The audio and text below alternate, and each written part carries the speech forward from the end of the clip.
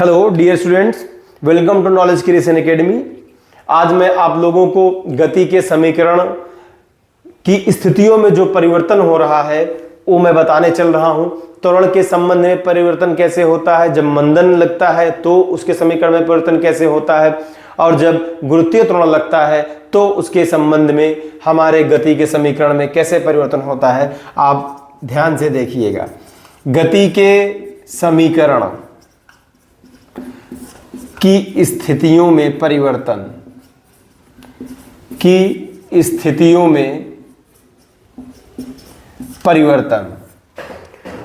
त्वरण के संबंध में सबसे पहले मैं आपको बताना चाहूंगा त्वरण के संबंध में एक्सेलरेशन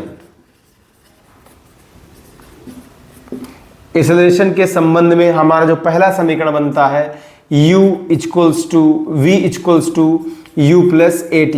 सेकेंड जो समीकरण बनता है s equals to ut plus half at square, और जो तीसरा समीकरण बनता है u square plus u square plus 2as v square equals to u square plus 2as। ये गति के तीनों समीकरण एक्सेलरेशन के संबंध में है। जब हम मंदन की बात करते हैं, जब मंदन यूज होता है तो एक्सेलरेशन हमारा निगेटिव में हो जाता है। तब समीकरण क्या बनेगा, v equals to u minus at।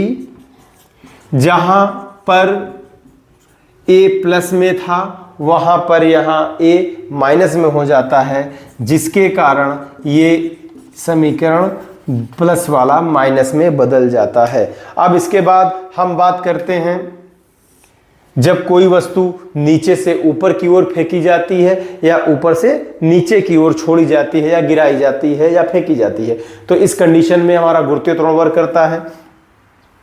तो मान लीजिए इसकी तीसरी स्थिति क्या है, कोई वस्तु नीचे से ऊपर की ओर फेंकी जा रही है, तो यहाँ पर v equals to u minus G T हमारा पहला समीकरण है।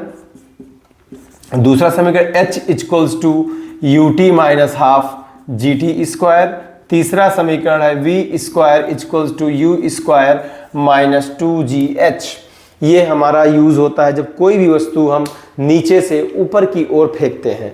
और चौथी स्थिति है जब कोई वस्तु ऊपर से नीचे की ओर छोड़ी जाती है, तो यहाँ पर हमारी इनिशियल वेलोसिटी जो होती है, प्रारंभिक वेग, वो शून्य रहती है। और तब समीकरण जाके बनता है v equals to G T, h equals to half G T square and v square equals to 2gh। ये तीनों गति के समीकरण की जो कंडीशन है, जब कोई वस्तु ऊपर से नीचे की ओर छोड़ते हैं तो वहाँ पर प्रारंभिक वेग शून्य हो जाने के कारण ये तीनों स्थितियाँ लगती हैं।